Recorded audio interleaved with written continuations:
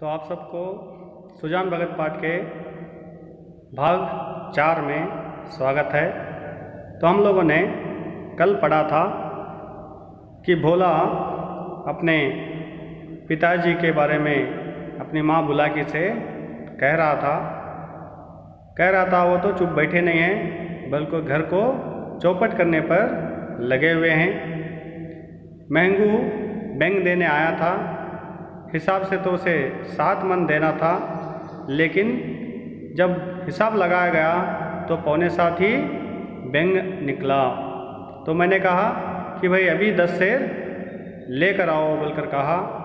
तो बैठे बैठे पिताजी ने कहने लगे, बेचारे के घर बहुत दूर है, अब वो कहाँ से लाने जाएगा, बेचारा दुखी हो जाएगा, इसीलिए तुम उसे भरपाई में लिख लो बोलकर कहा।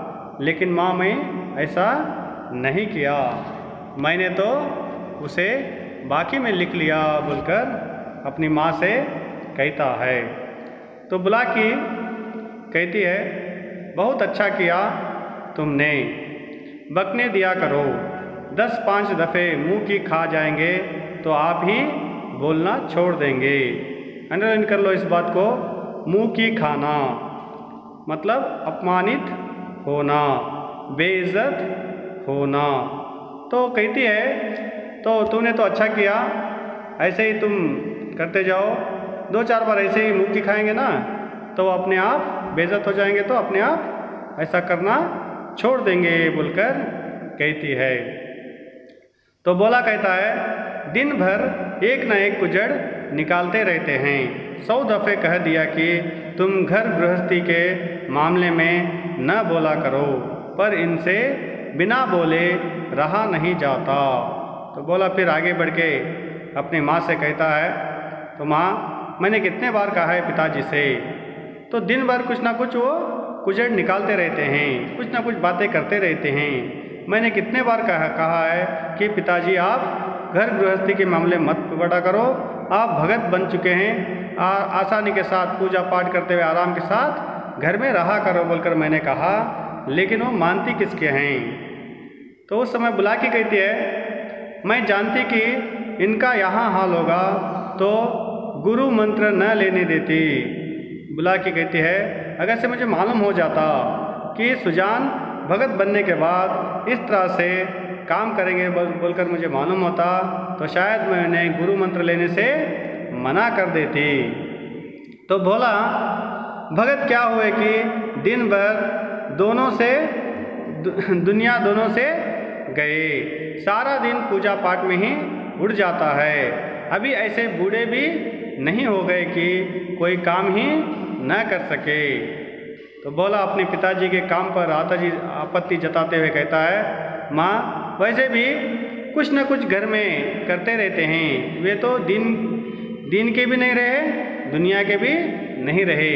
दीन दुनिया, तो इसका माना होता है, दीन का माना होता है धर्म और दुनिया का माना होता है प्रपंच। तो धर्म के काम करने को दीन कहते हैं, दुनिया के काम करने को प्रपंच के काम करने को दुनिया कहते हैं। जो हम लोग आजकल कमाते खाते फिरते हैं तो सबको हम दुनिया कहते हैं। तो दीन के माने धर्म होता है, धर्म के आचरण करने को दीन कहा जाता है।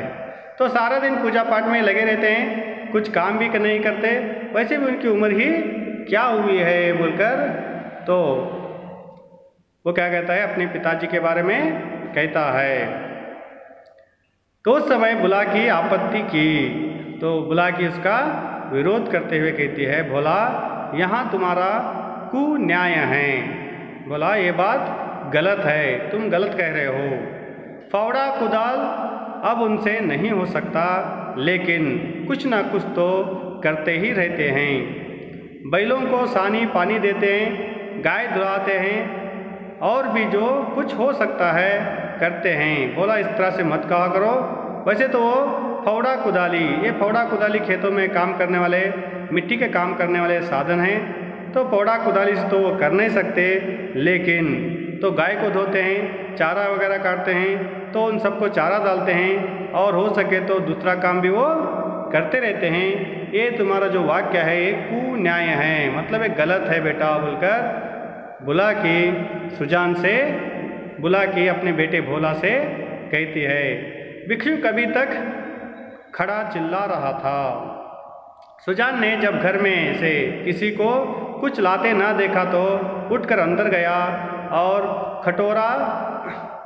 कठोर स्वर से बोला, तुम लोगों को कुछ सुनाई देता है या नहीं? द्वार पर कौन घंटे भर से खड़ा भीख मांग रहा है? अपना काम तो दिन भर करना ही है, एक क्षण भगवान का काम भी तो किया करो। बोलकर सुजान क्या करता है, अपनी पत्नी अपने बेटे को देखते हुए जोर से ही क्या करता है, आवाज़ लगाता है, कठोरता से आवाज़ लगाता है। उस समय उनकी पत्नी बुला के जवाब देते हुए कहती है, तुम तो भगवान का काम करने को बैठे ही हो, क्या घर भर भगवान का ही काम करेगा? अरे भाई, तुम तो अकेले हो जो भगवान का काम काज ही करते रहते हो, क्या पूरे घर में रहने वाले भगवान का ही काम करते रहेंगे? तुम्हें क्यों नहीं दे देते? बोलकर कहती है सुजान, कहाँ आटा रखा है, लाओ मैं ही निकाल कर दे आऊँ, तुम रानी बनकर बैठो। अरे भाई ठीक है, कहाँ आटा रखा है बताओ, तो मैं ले जाकर दे देता हूँ, तुम यहाँ पर आराम से रानी बनकर बैठ जाओ। बोलकर कहता है बुला के, आटा मैंने मर मर कर पीसा है, अनाज दे दो। ऐसे मुठछरियों के लिए पहर रात से उठकर छक्की नहीं चलाती हूँ। तो वो कहती है, देखो भाई, आटा वगैरह उसे नहीं दिया जा सकता, वैसे भी मैं जो आटा करती हूँ उसके लिए खूब मेहनत लगती है, तो मैं रात भर चक्की पीस कर आटा बनाती हूँ, ऐसों के लिए तुम अनाज ही दे दो, क्योंकि वो तो मुठछिरों के लिए अनाज ही ठीक है। बोलकर कहती है चक्की पीसना, तो पहले आजकल तो चक्की पीसा जाता है, लेकिन जिसे हम लोग जिन कहते हैं तो खुद ही आटा करंट से आटा बन जाता है, लेकिन पहले ऐसा नहीं था। पहले तो ऐसा था कि हर औरत घर में सुबह का नाश्ता बनाने के लिए तो रात भर आटा पीसकर तो वो सोया करती थी। तो पहले आटे को घर पर ही पीसा जाता था, तो इसे चक्की कहते हैं, और धान को कूटा जाता है उसे ओखली कहते हैं। तो इस बात को सुनकर सुजान क्या करता है, भंडार घर में जाता है। भंडार घर का मतलब स्टॉक रूम में जाता है, स्टोर रूम में जाता है, जहाँ पर सामग्री घर की रखी रहती है वहाँ पर जाता है। छोटी सी एक चबड़ी को जैसे इसे भरे हुए जौ से भरे हुए निकले। जौ का मतलब ज्वार होता है, जारी जिसे हम लोग कहते हैं। तो क्या करता है, एक छोटी सी बैग लेता है, बैग में एक सेर से ज़्यादा ज्वार डालता है, डालकर वो लेकर जाते रहता है। और सुजान ने जानबूझकर केवल बुलाकी भोला को चिढ़ाने के लिए भिक्षा परंपरा का उल्लंघन किया था। तो वो से मालूम था कि दान कैसे देते हैं, एक मुट्ठी भर ऐसे दिया जाता है, लेकिन सेर भर दो सेर भर कोई देता नहीं है। फिर भी जब बुलाकी और भोला ऐसे भीख मांगने वाला चिल्लाने के बाद भी उसे नहीं लज्जा कर देते हैं, तो इस समय उनको चिढ़ाने के लिए तो भोला क्या करता है, इस भीख मांगने की भिक्षा की परंपरा को तोड़कर वो थोड़ा ज़्यादा ही अनाज ले जाकर देने जाता है। इस पर भी यहाँ दिखाने के लिए कि चबड़ी में बहुत ज़्यादा जौ नहीं है, वहाँ उसे छुटकी से पकड़े हुए थे। छुटकी इतनी भोज ना संभाल सकती थी, हाथ कांप रहा था। एक क्षण विलंब होने से चबड़ी के हाथ से छूटकर गिर पड़ने की संभावना थी। तो एक शेर जब वो लेकर जाते रहता है तो सोचता है कि भाई अगर शेर होता तो मालूम हो जाता है वजन कितना है क्या है बैग देखकर। तो यहाँ पर वो सोचता है कि भाई ऐसा पकड़ूंगा तो वजन मालूम हो जाएगा, इसलिए वो भी समझे कि भाई कुछ नहीं है बोलकर इस तरह से आराम से उंगली में पकड़ कर लेकर जाता है। लेकिन एक शेर से ज़्यादा होने की वजह से वो संभाल नहीं पाता, चुटकी से गिरने की संभावना ज़्यादा थी, इसलिए वहाँ जल्दी से बाहर निकल जाना चाहते थे। सहसा भोला ने झपड़ी उनके हाथ से छीन ली और त्योरियां बदलकर बोला, सेंध का माल नहीं है जो लुटाने चले हो, छाती फाड़ फाड़ कर काम करते हैं तब दाना घर में आता है।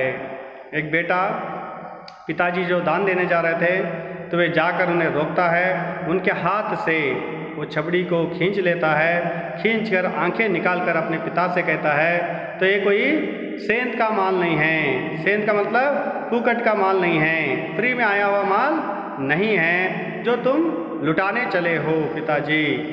हमने छाती फाड़ फाड़ कर इस काम किए हैं, तब जाकर दाना अनाज घर पर आया है बोलकर कहता है।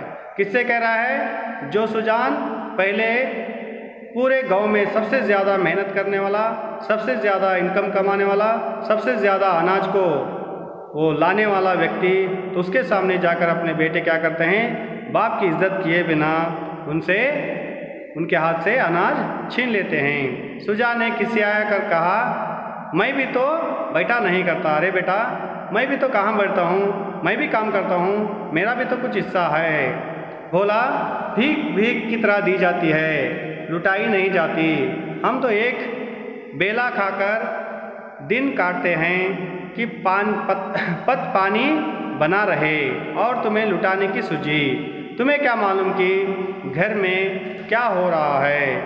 बेटा उल्टा जवाब देता है पिता को, कहता है कि मैं भीख भीख की तरह दी जाती है, तो इस तरह से लुटाई नहीं जाती। हम तो एक गोला खाकर, मतलब एक रोटी खाकर ज़िंदगी बिताते हैं, तब जाकर पानी वगैरह कुछ बचता है, वरना घर में कुछ बचने वाला नहीं है। तुम्हारे जैसे कोई लुटाया नहीं जा सकता।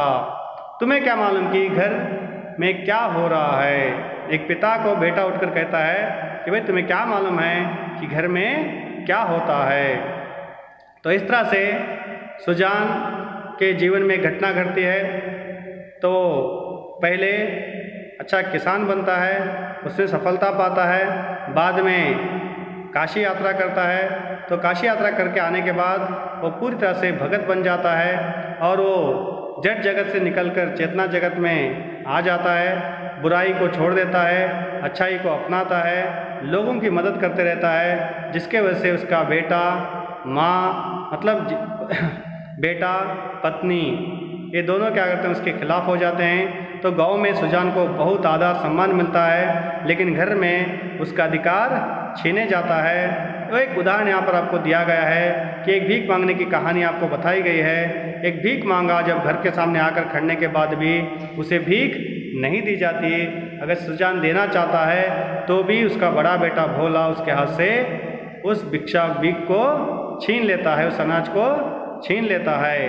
तो इस तरह से सुजान का अधिकार अपने घर में ही छीना जाता है, उसे अपमानित किया जाता है। इस अपमान को सुजान सहन नहीं कर सकता। तो वह आगे अपने बच्चों पर, अपनी पत्नी पर उन्हें बहुत क्रोध होता है, गुस्सा आता है। और क्यों अपनी पत्नी पर उसे गुस्सा आता है, तो इसके बारे में हम लोग अगली क्लास में जानेंगे। तो पार्ट 5 में हम लोग जानेंगे। धन्यवाद।